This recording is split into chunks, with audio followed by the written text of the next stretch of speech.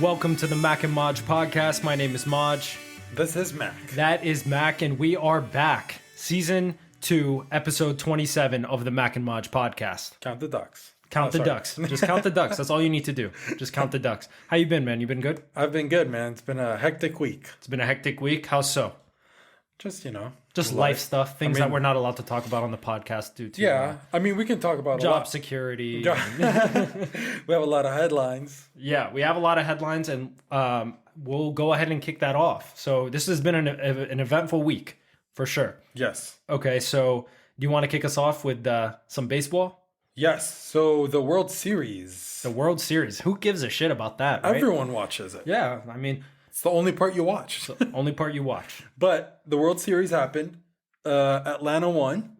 Mm-hmm. The Atlanta Braves. Yep. Atlanta Braves. Out of 7 games, they won 4-2. Yeah, so they won 4-2 in a 7-game series. They won against the Astros. They won against the Astros. So the Astros are infamous for that cheating scandal a few years back with the trash cans. I remember that.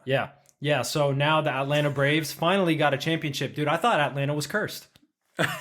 Right? Well, not like, bro, the last game of the series, 7-0. Oh, yeah, it was a massacre. It was They a massacre. killed it. I was talking to some Atlanta Braves fans, okay? And You know Atlanta Braves fans? Yeah, I know a bunch of people from Atlanta. I know absolutely no one. I know a lot of people from Atlanta. I know people from Atlanta, but no. Well, yeah, Are you a Nationals fan? No, but I'm from DC. So, like, if they're in there, you ask me They'll about ask it. you. Yeah, okay. So I asked those fans about it, and they're like, the sense of confidence, because they lost Game 5. It was 3-1, I believe, and then they lost Game 5. Yep, that's right. So the sense of confidence after they lost Game 5, everyone was just like, yeah, dude, I'm not even like worried about it. We could lose Game 6 too. We're gonna beat this team. Like, for some reason. Really? Yeah. And Atlanta sports fans never have that, because you have the 28-3 Falcons, the Hawks in general as a franchise. Like, holy shit. Yeah, Atlanta's not doing it. Yes. Yeah, But hey, this reminds me of DC, right? Yeah. Remember when DC won the World Series? Maybe they're on the up and up. Does Atlanta have a hockey team? Maybe they're gonna win next. Hey, because it's not gonna be basketball or football. I'll tell you that much. Yeah. It's definitely not happened gonna be with hockey. The 2 sports we don't watch. Yeah, exactly. Okay, so that was a big one. World Series. So in some other news, so the Astroworld deaths. Okay. So talking about Atlanta. Yeah. A lot of rappers are from Atlanta. A lot of those rappers are actually affiliated with Travis Scott. So Travis Scott is a rapper he's based out of Houston. He's from Houston, lives in LA, but he puts on a festival every year, Astroworld, right? Out in Houston. It's basically named after like a theme park that used to be there. Anyway, tragic events happen.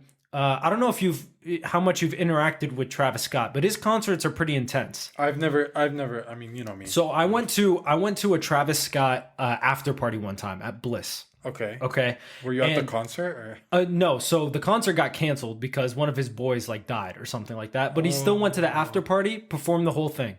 Right? His boy was in the hospital or something. Performed the whole thing. Okay. I kid you not. Like, you know how your phone vibrates? Uh-huh. That was the building. The entire building was just vibrating the entire time. I was getting like hit. Random people in front of me shoving. A lot of people? Oh my god, dude! If the capacity was 50, there was at least 5,000 people in that room. Yeah. So, okay. So what happened? So his concerts are crazy. So this festival, Astroworld Festival, happened in NRG Field or something like that. Houston, outdoor event, huge event. Texas. And because, like I said, his concerts are crazy. A lot of like jumping, mosh pits, like running happens in his concerts. Damn. So an entire stampede happened at one of his concerts. So how does that even happen? So he was on stage performing, and a stampede happens, and a lot of people died. A lot of people were injured. 8 people actually died as a result of the stampede. Right? You had ambulance in a field of like people. The ambulance is driving through the field, and they're still performing. They don't know anything about what's going on, allegedly. Way. Yeah, they just did a very poor job. Like, every other artist seems to do a great job of, if there's an ambulance, we're gonna be like, oh shit, maybe I should stop knocking. They just continued? I didn't know that. Yeah, so they continued for a little bit, and the stampedes continued. Apparently, people said they saw lifeless bodies on the floor just being crushed.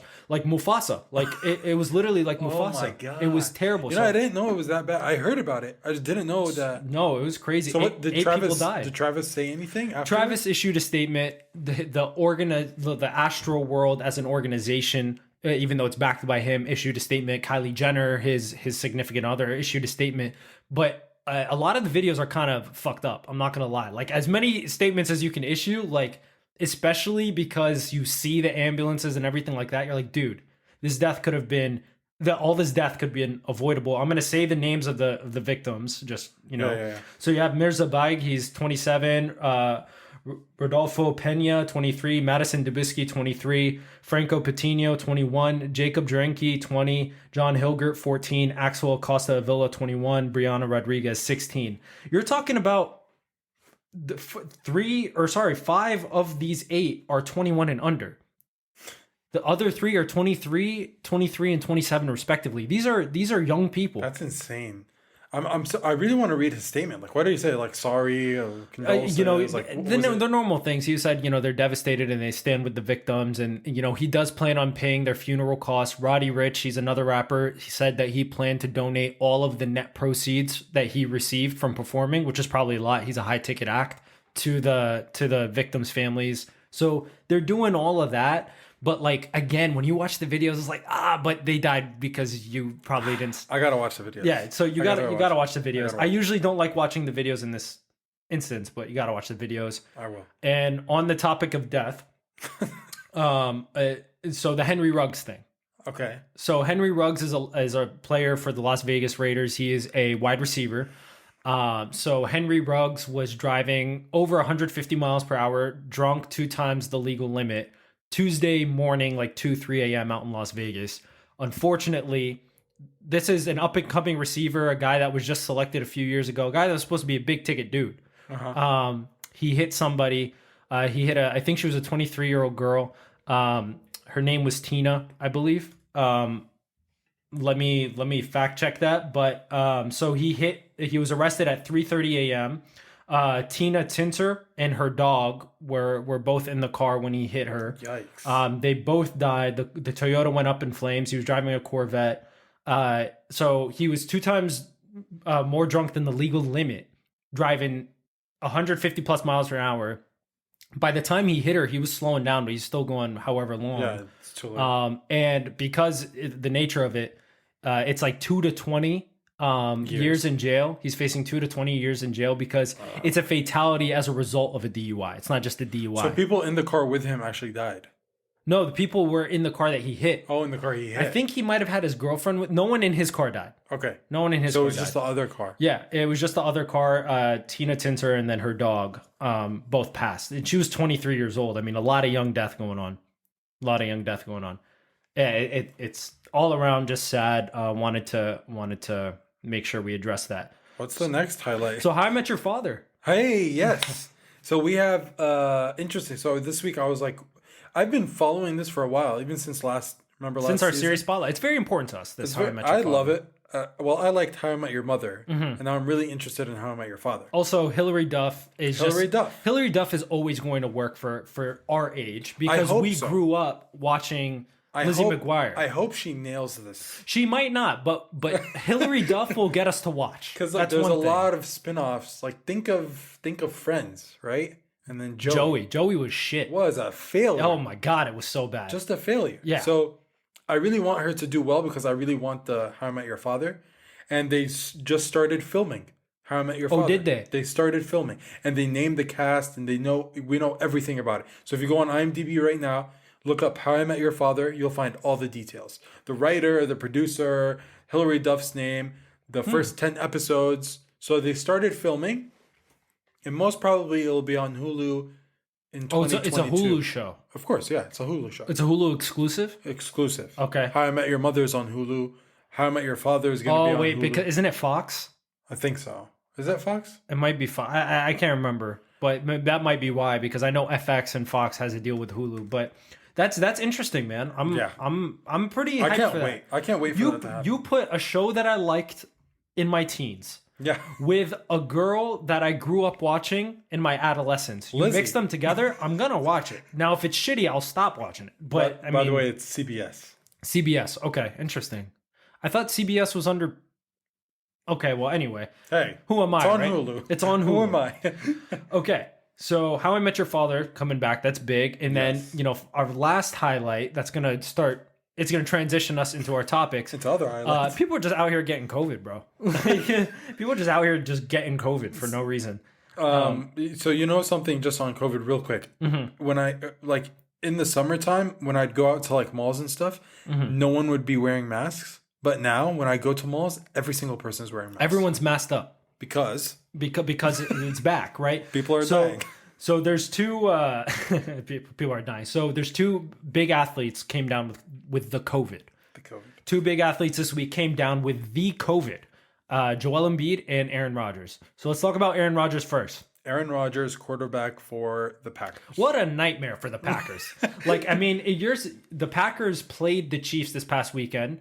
They lost. They lost. It was one of the ugliest games. I think score-wise, you're talking about the Packers and the Chiefs, two of the biggest offensive powerhouses right now that we can think of, with great quarterbacks. It was 13-7, bro. This is an ugly game. And Packers are now 7-2. They were on a good run. Were rolling for a while, and I don't know. So the Packers actually they have to play the Seahawks, which is another backup quarterback with Geno Smith.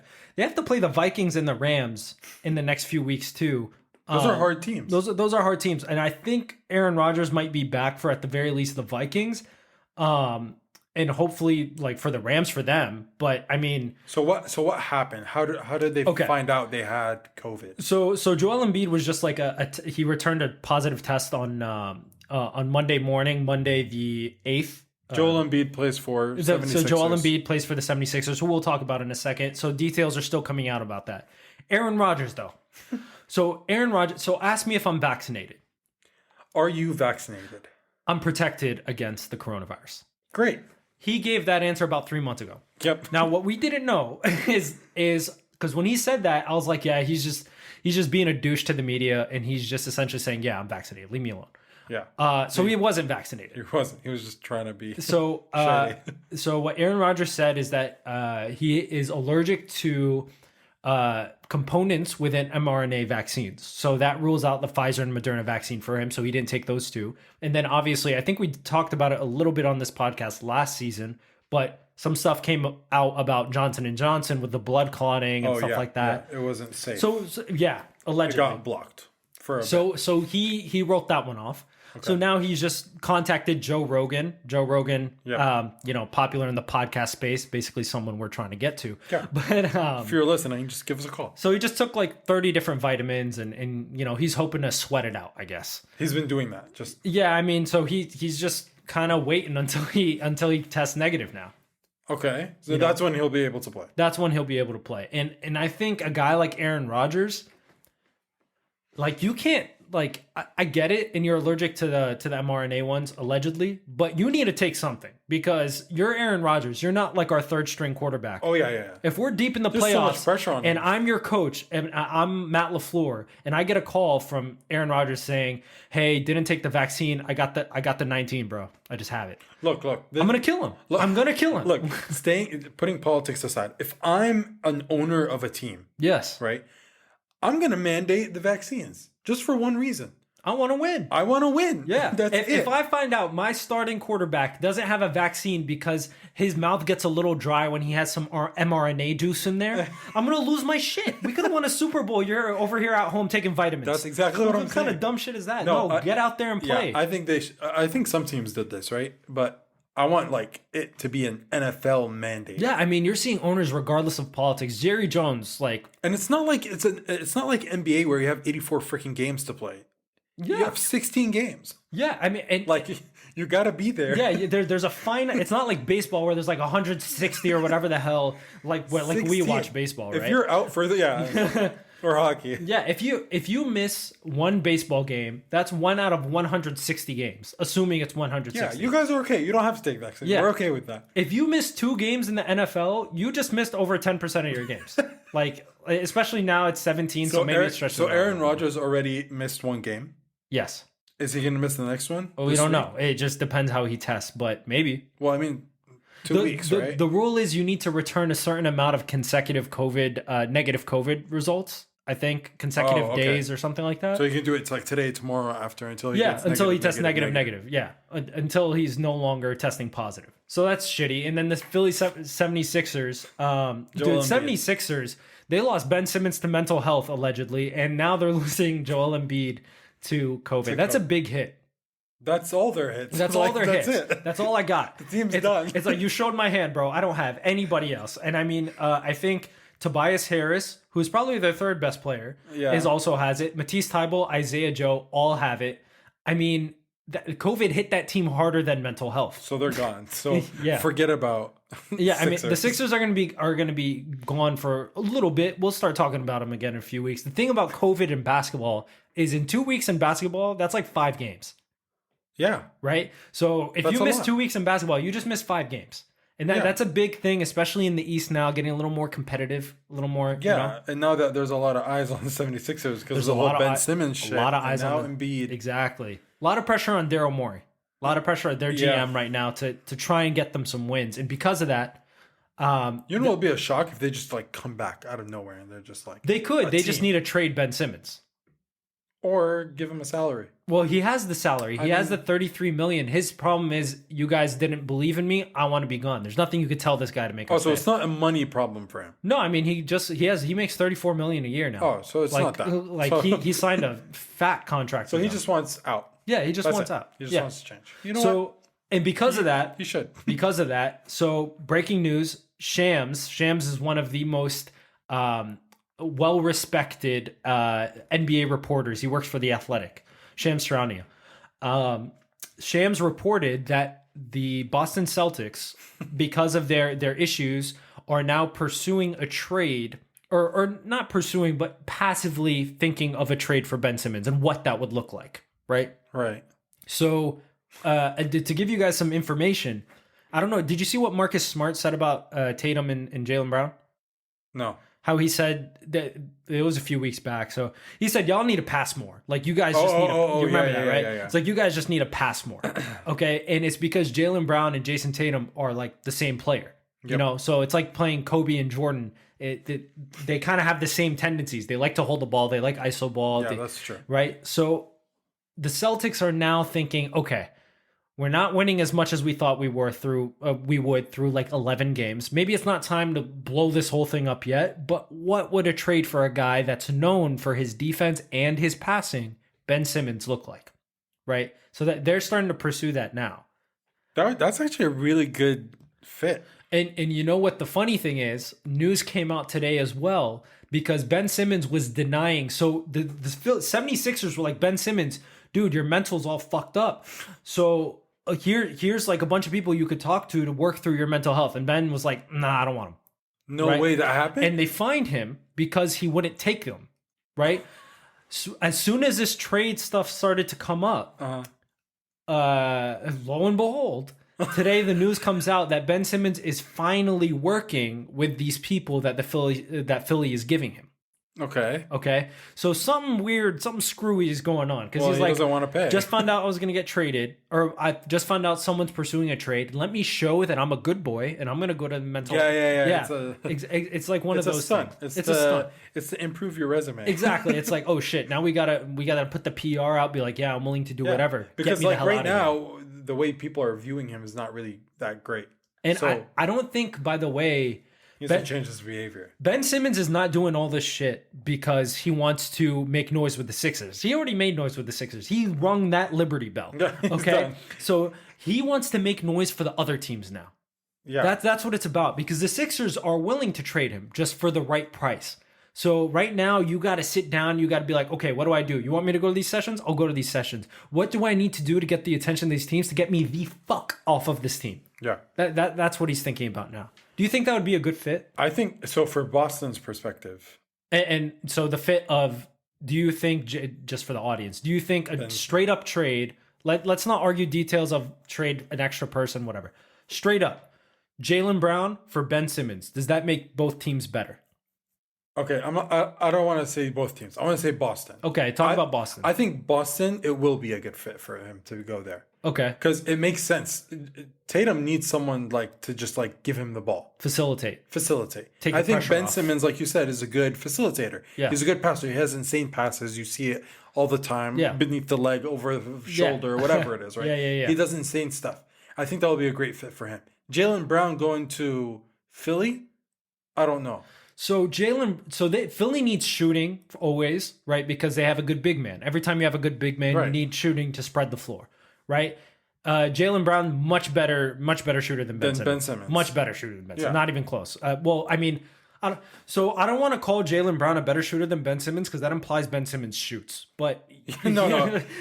Yeah, exactly. Yeah, okay. Ben Simmons needs to leave, and that guy needs to come in that capacity. Yes. They do need a shooter. They but need a is shooter. Jaylen Brown the person to take them? I think Jaylen Brown is Because a Jaylen good Brown fit. was like the second person. He always is this, but Boston. he's going to be the second person because Embiid, once he comes back from COVID, but that's in like a week or two. So they should Was be he good. considered a shooter? Like No, Embiid's doesn't need to be the shooter. Or you mean Jaylen Brown? Jaylen Brown. He can. He's a very good shooter. He's a very good shooter. Like he has the stats to back, and he's averaging, I think, around 25 He's points. really good. I mean, he always does something insane. The in guy, each game. the guy is balling, and he can play defense. So I'm saying maybe consider it. Is it a win for both sides? Maybe not, but it definitely shows that the Celtics are like, we need to try something different if they do it. Now, the one thing I will say is Jaylen Brown is the leader in that locker room, right? So that's a tough thing. Oh, was he? I've Yeah. never So seen. I write it up, and obviously he holds a position in the NBA Players Association, but he's a very vocal guy, outspoken guy, good with communication and Isn't helping the always team. because get I heard together. also Williams is also that guy in the locker room. Robert Williams for the Celtics. Yeah. okay. The younger guy. Yeah. I mean, they have that, so I don't know how that would work. But in theory, I would like to see it just because the Celtics can't beat the Nets right now. They can't beat the Bucks. No. The Sixers can't beat the Nets or the Bucks with Ben Simmons in therapy. So Yeah. I mean, how are you going to structure your team without actually giving yourself the best shot? So do you think it's a good switch if it happens?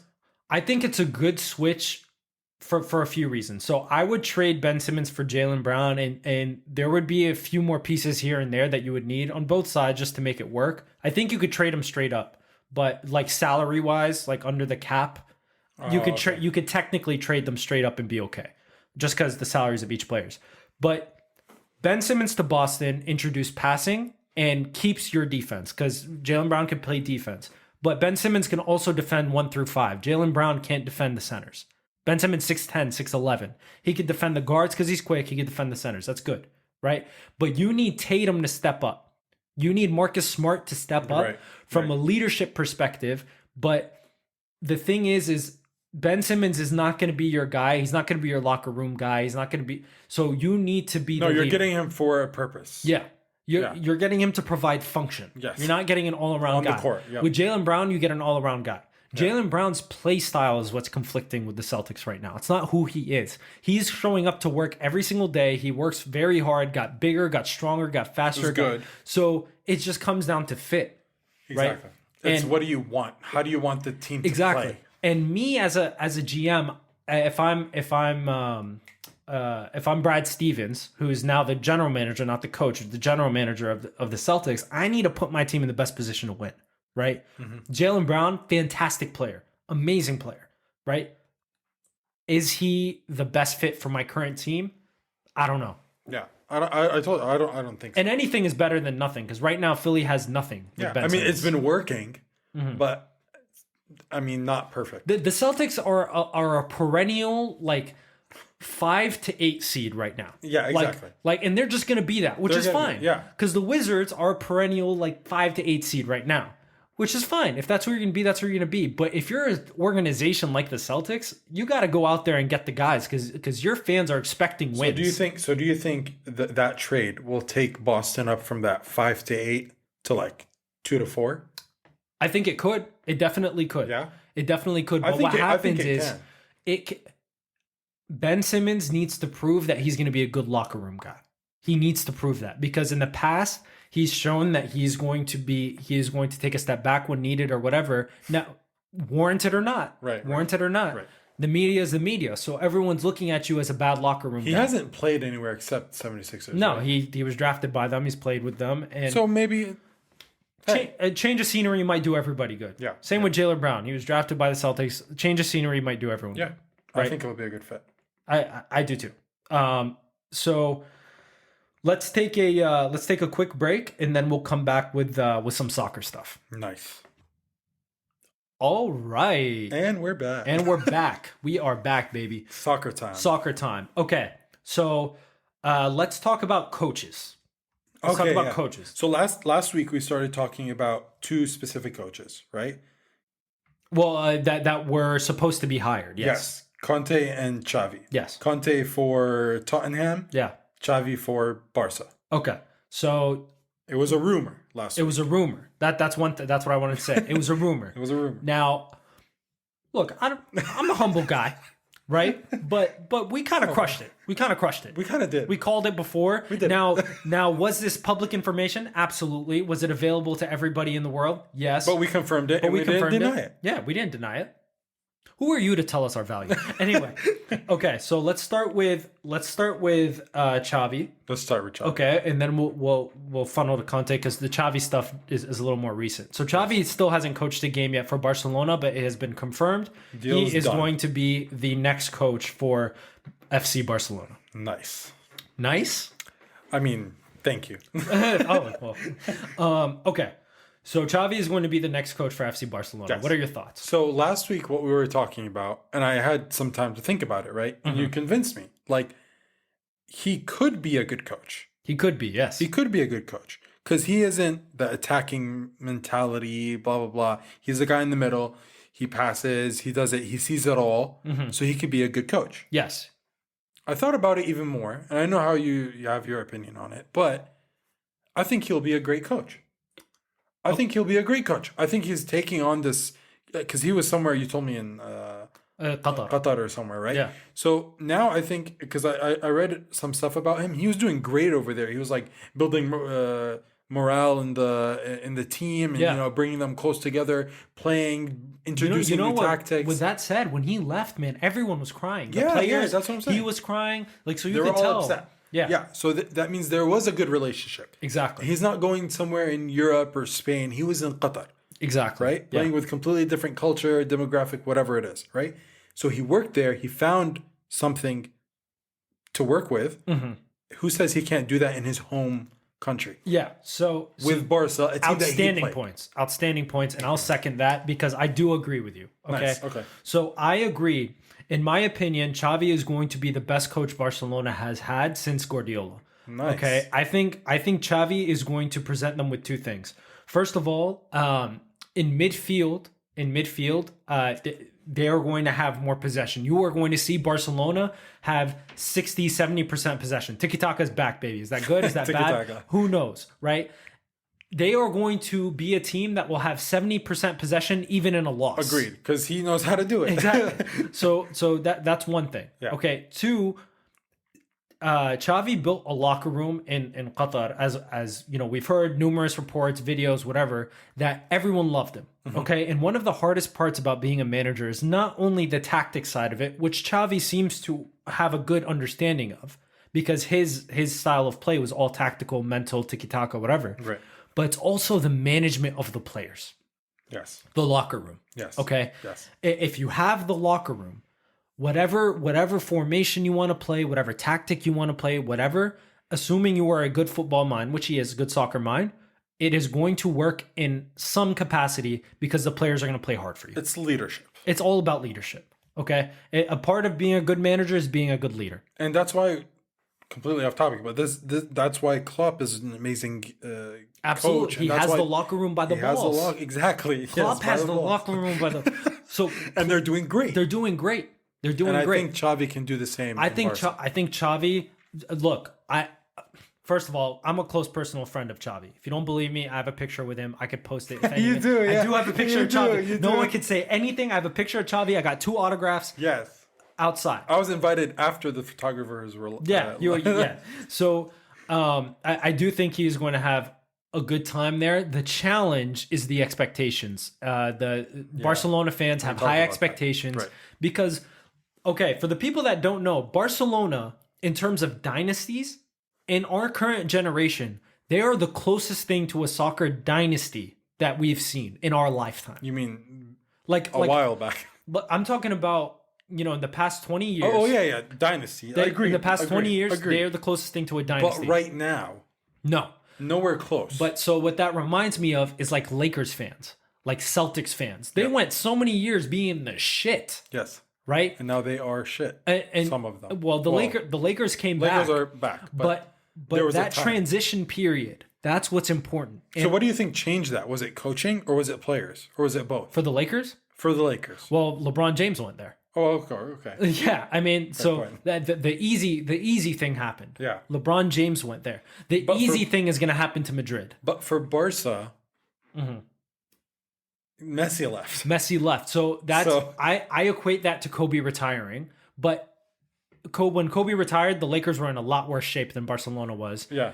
The trick is now is How do you you're not set it? are you going to get either an established star like LeBron, okay, Mm-hmm. or are you going to build from your base? Is there any prospects? Because for Madrid, like Mbappe just is going to go there. Yeah, they got LeBron. Like, they that's it. They got him. They got Mbappe. So Barca needs to do something too. I mean, they do have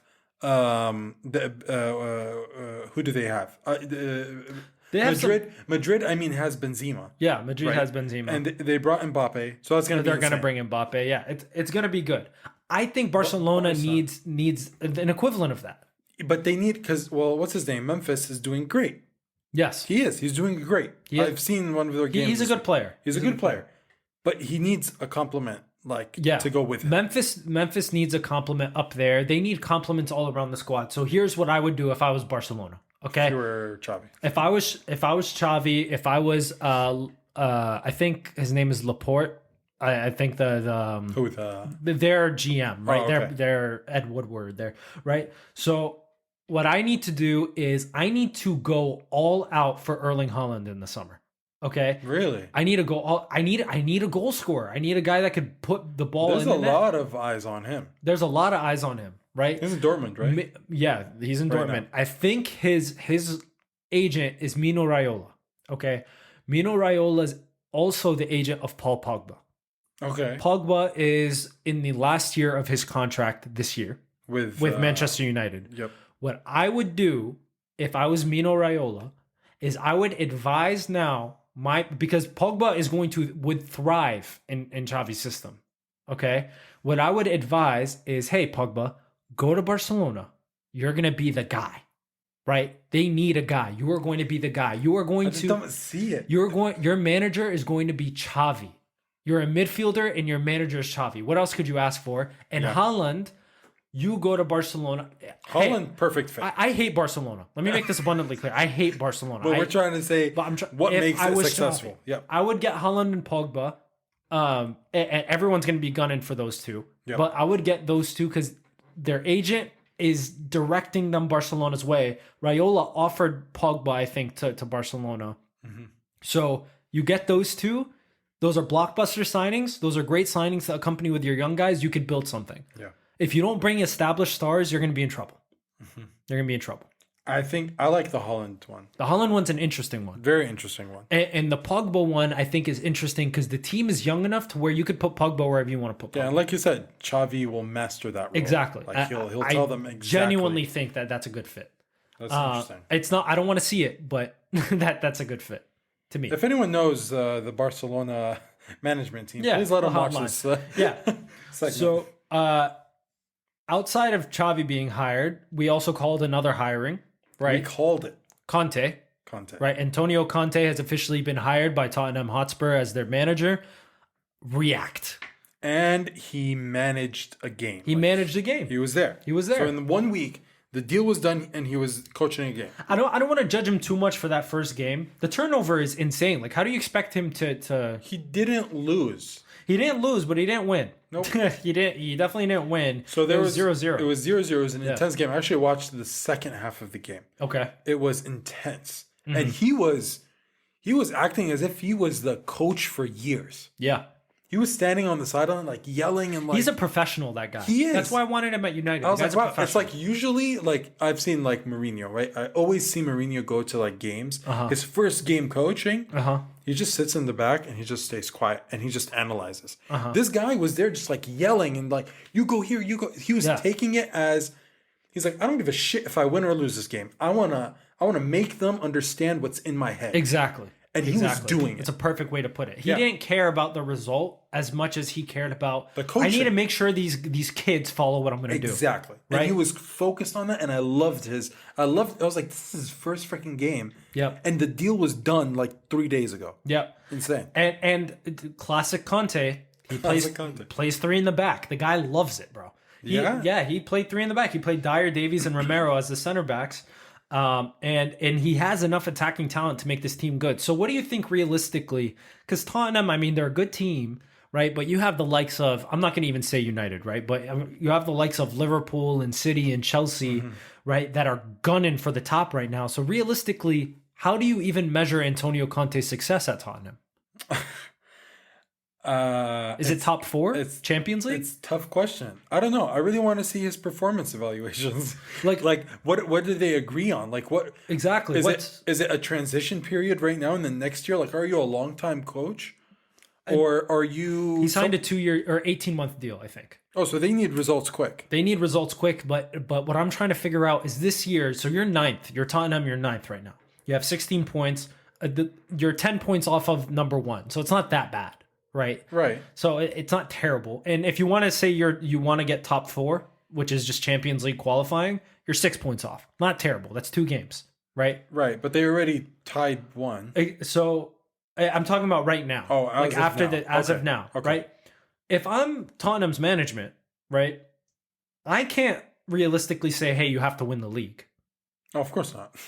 The most that I can say is... Would you say that to any brand new manager coming on? I wouldn't. I absolutely would, depending on the team. You'd say, I want to win it right now? Like, for example, say you have Manchester City. Manchester City's team stays the same. Pep leaves, and they bring on a new coach. Oh, okay. You're supposed... Like, we're contenders. Yeah, right? yeah. So I expect you to win. Now, if you don't win, I might not kill you, but like...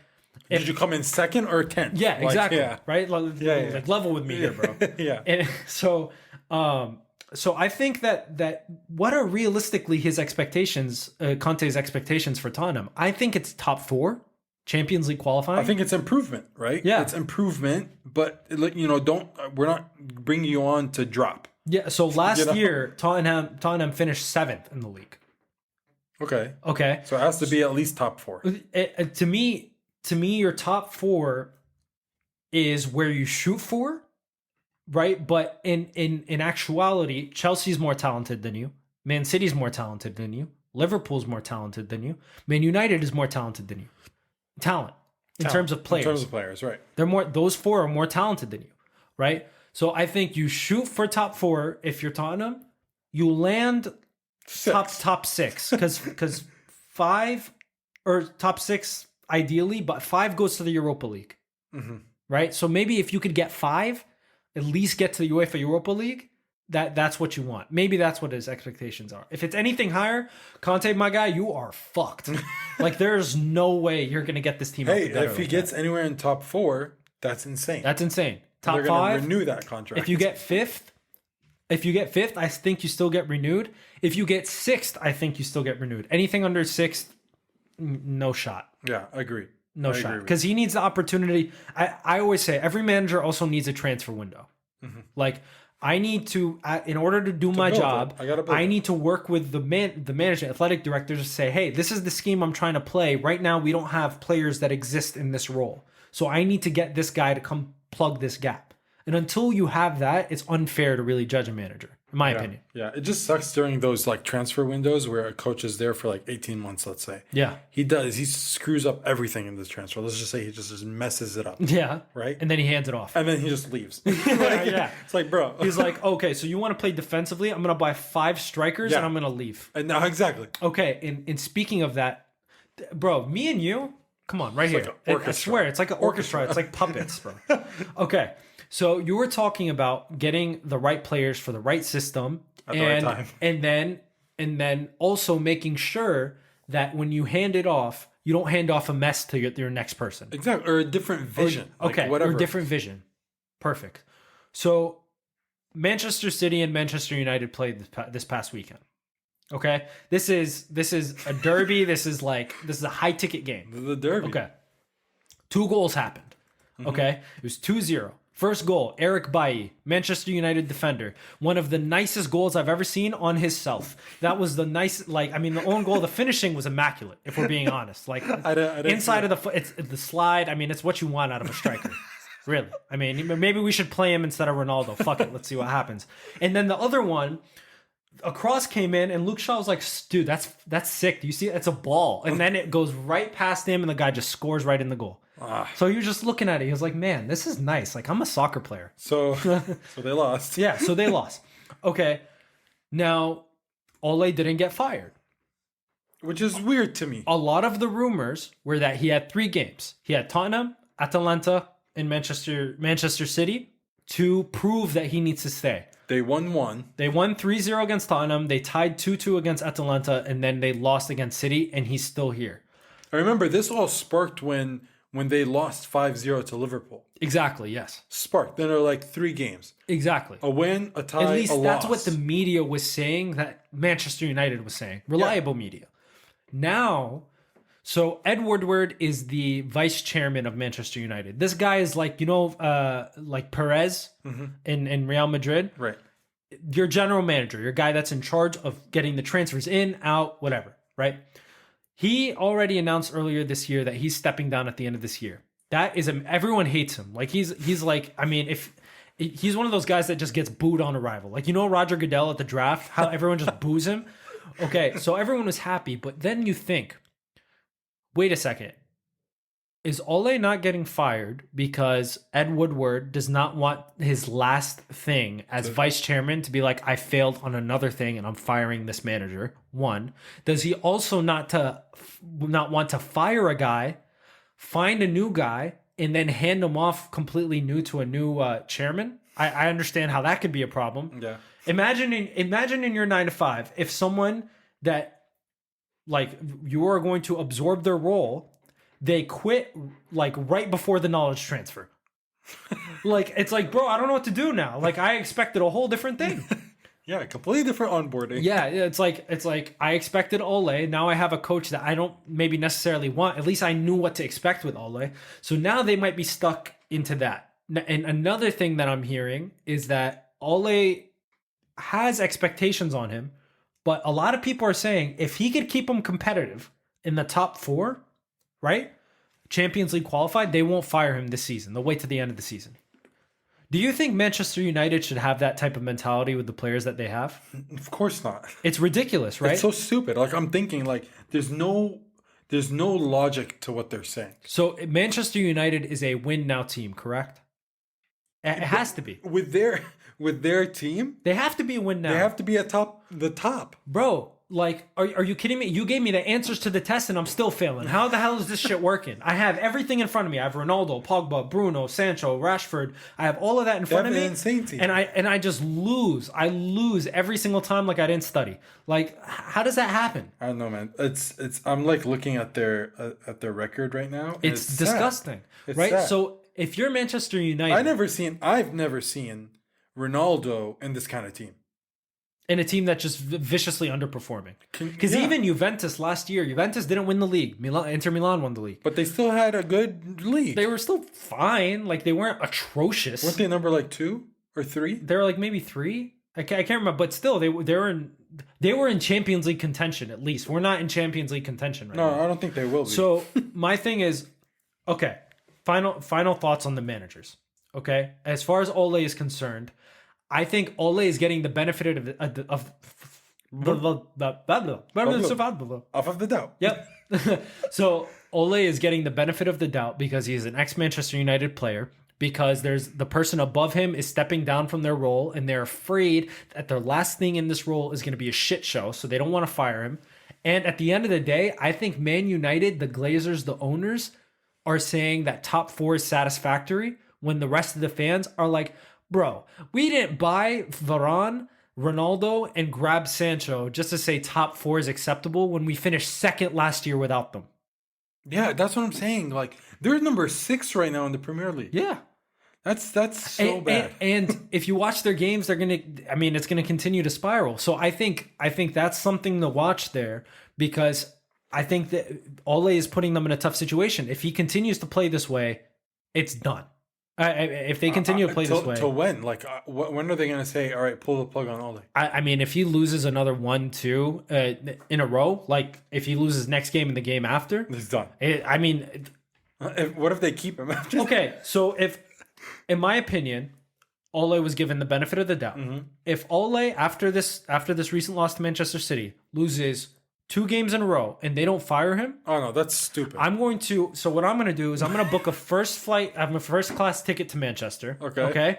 I'm going to look up Ole's address and I'm going to take as much Taco Bell with me on the plane as I can. As much Taco Bell as possible. I'm going to take a nice, beefy, steamy shit on his front doorstep, and I'm going to write Ole out in the midst of my feces, just so he knows how I feel. Why should it be at his house and not at the person who's supposed to fire him? Because Ole should respect the club enough to be like, yo, I'm sorry. I'm just going to leave. I just suck. Yeah. Hell no. You're making money. Why would you leave? Have you ever just sat down and you're like, you know what? Maybe this setting isn't for me. And you're like, I'm just going to head out, guys. Yeah, he should do one of those. But he's leaving money on the table. Yeah, I would leave. I'm not going to get that explicit on this podcast. I would leave a lot on the table. All right. If we're talking about things that we throw on the table, I would leave a lot on the table. Look. For Manchester United, I agree with you. Mm-hmm. If he loses the next one, it's done. He should just stop. He should. At what point do you step down? No, I don't think he will step down. Really? No, I don't think. I've never heard of that, unless it's like publicity issue or like. Yeah, that's true. You know what I mean? Like, no one just says, "Yeah, I just suck. I gotta go home." No one's ever said that. But at this point, you're hurting your career, because if he got fired after the Liverpool game, he probably could get another job eventually. Yeah, but now it's just it's just like, bro, you kind of suck. That's one of the conspiracies. What if the management of Man United just want to keep him failing and ruin him? Like, maybe there's something we don't know. No, he's an ex-player. They wouldn't want to do that to him. Who cares? I don't care if you're an ex-employee. Like, okay, well, I guess that just hurt my feelings. But okay, anyway. So moving on from the managers. Ole sucks. Ole sucks. So Messi is rumored to have won the Ballon d'Or. So a report came out from a Portuguese source that the people voted, and Messi was told that he is going to be presented the Ballon d'Or. Oh, the source actually said he was told. Yeah, the source said he was told that he was going to win the Ballon d'Or. Interesting. So like, what the fuck? Like, what basis? Yeah. So okay. For the people that don't know, so Messi played with Barcelona this past year before the PSG debacle, but he also played with Argentina. There was Copa America. Yep. Okay. So Messi actually won Copa America, right? True. So, and he performed okay with Barcelona. Barcelona wasn't in good shape last season, really. He played okay in the Copa America. Yeah, he played okay in the Copa America. So the question is, does Messi deserve the Ballon d'Or if it comes to him, or is it just going to him because he on paper had a good year and he's Lionel Messi? So does this count Copa America? Yes. Well, so here's my beef. Okay. Who are you going to give it to? Like, you can give it to Lewandowski, you can give it to Benzema. Lewandowski is insane. A lot of stuff they're playing very well, but another thing that you have to look at is accomplishments, right? True. Okay, saying Bayern won the league is like saying the sky is blue and the grass is green. Like, what else is going to happen? True. Right? They're going to win the league. Yeah, they're going to win. Oh, Bayern, woo. Like PSG is not going to win. I was like, I don't believe they should win this year. They didn't win last year, but they should win this year. So that's not even a thing for me. And then when you say Benzema scoring goals and everything like that, he's in La Liga. No one's looking at La Liga anymore. Right. Okay. It comes down to why Messi. It's because he's the biggest guy in the world and he won a Copa America. That's what it comes down to. Is he the most decorated? He's not even the most decorated person of the year. True. Yeah, Jorginho is. Really? Jorginho is Italian. He won the Euro with Italy as a starter, and I'm pretty sure he bagged the penalty Yeah, I think he did. Yeah, and he won the Champions League with Chelsea. Starter on both teams, contributor on both teams. But he's just not a big name. He's just not a big name, so he's not going to win. So it's not about accomplishments. It's not about stats. Who votes for this? There's like a board. There's like a committee that the Ballon d'Or has, just an objective committee. I think it's like 50 something people. So they went for Messi, I guess. So are you okay with that? I'm okay with it because I don't know who the hell you're going to give it to other than Messi, just because the combination of... For Jorginho. So there's a combination of player status, right? There's a combination of accolades like wins, stats, accomplishments, whatever. And then, the final thing is, by accolades, I mean like trophies, right? And then the final thing is that your actual play, right? So Messi's actual play is always going to be Messi, right? So even in bad years, it's all right. Accolades, he won Copa America. And the final of Copa America, he was injured and playing at the same time. Yes. I'll just give him that. Yeah, I'll give him that. Even though he played shitty, but it was because of that. And Copa America in general was shitty. There was 8 teams. So, I mean, Copa America compared to winning the Euro, not even close, in my opinion. Of course, nothing, yeah. But it was okay to watch. And he's Messi. And he's Messi. I think, look, I'm not mad at it, but I'm just sick of it. Who's going to win the next Ballon d'Or? I don't know. Mohamed Salah. Mohamed Salah, you think? Mohamed Salah's going to win the next Ballon d'Or. You think so? Mohamed Salah is making all... So let me tell you my biggest beef with Mohamed Salah. Mohamed Salah... So for those of you that don't know, I'm an Arab man. And for most of my life, I blamed my lack of athleticism on the fact that I'm an Arab man. I'd be like, yeah, we just don't do that, bro. We don't run fast. We don't jump high. It was a good excuse. We don't shoot well. It's we don't good do this. While it lasted. I used it as an excuse for why I didn't succeed in any of the 5 sports I tried to pursue. Now, here we go in soccer, the biggest sport in the world, and seemingly the best player in the world right now is Egyptian. Is Egyptian. Bro, you're making me look bad. That's all I'm saying. Yeah. You're just making me look bad. You're making me wish I went to more classes. Yeah, exactly. Exactly. Because maybe these knees do work. Who knows? I blamed the Arab race for my knee problems, for my lack of success, when really it was just the fact that I'm a lazy bum. So there's that. Yeah. It's a bad thing to learn. But I would love to see Mohamed Salah get the Ballon d'Or next year. I hope he does. I hope he gets it this year. Maybe that's wrong. Yeah, so just hoping. This coming year, I think that's my prediction of who's going to get it. I mean, he's balling his ass off. They're probably, I don't know if they're going to win the league, but they're going to be competitive enough in the Champions League and La Liga, right, or sorry, the Premier League to do something, right? And speaking of that, a lot of the competitions that we talk about are the Champions League, the World Cup, the Euro, like the big competitions, the leagues and stuff like that. And one of these big competitions is approaching, the World Cup. Yes. So we're in the midst of qualifiers right now. World Cup is in 2022.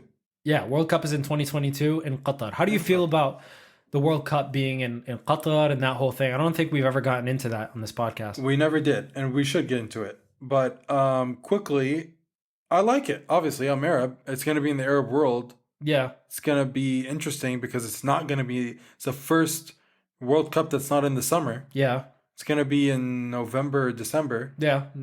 So, I don't know. I have mixed feelings, but I really am looking forward to what they're going to do. My quick thoughts is I'm looking forward to see what it's going to be. I don't like the fact that the World Cup is in the winter, but I do understand. There's a lot of controversy of how Qatar got the World Cup. There's a lot of controversy of the people that died to build the stadiums. And yeah. I do, right. I understand that. Hope justice is served wherever it needs to be served. The one thing I will say is this might be the only World Cup that I could actually go to.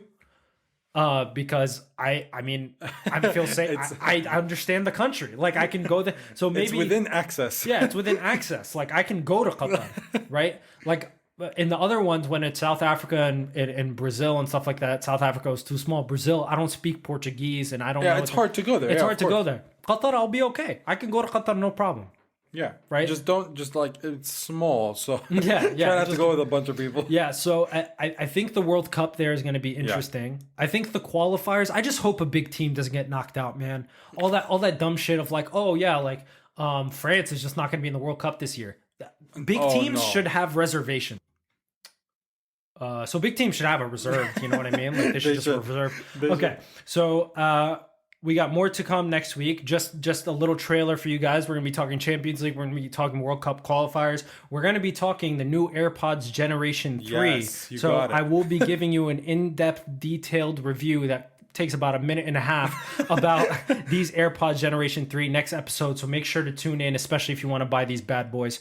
But other than that, Mac, I think we're good to go. We are good. We are good to go. So we love you guys. Thank you guys for all the continued support. Make sure to like, comment, subscribe on every platform that we're on. We're on every platform, so you might as well do it on every platform. Nice. Okay.